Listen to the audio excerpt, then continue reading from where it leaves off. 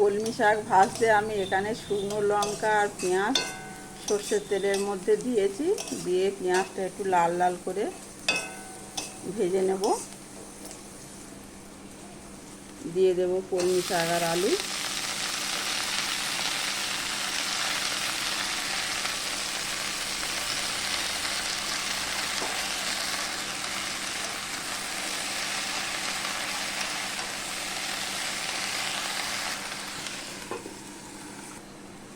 লবণ পরিমাণ মতো, হলুদ পরিমাণ মতো। দেখুন এখানে হাঁসের ডিম নিয়েছি, এই হাঁসের ডিমগুলো সব ছাড়িয়ে রেডি করে নেব।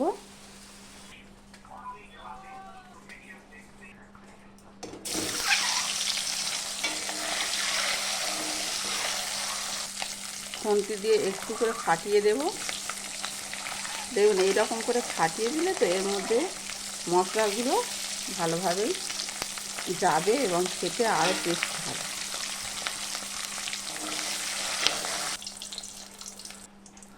দিয়ে দেবো পেঁয়াজ কুচি, দিয়ে দেবো আদা রসুন বাটা, দিয়ে দেবো টমেটো। টমেটোটা গলার জন্য দিয়ে দেবো পরিমাণ মতো লবণ। দেখুন এখানে পরিমাণ মতো লবণ, লঙ্কার গুঁড়ো, কাশ্মীরি লঙ্কার গুঁড়ো, হলুদ সব একসাথে দিয়ে দেবো। দিয়ে দেবো সামান্য একটু জল।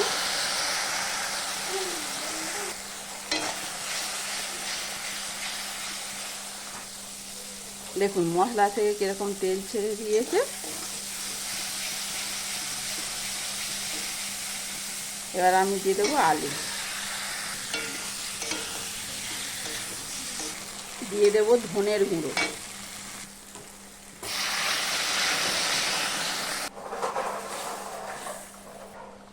দিয়ে দেবো ভেজে রাখা ডিম, দিয়ে দেবো গরম মশলার গুঁড়ো।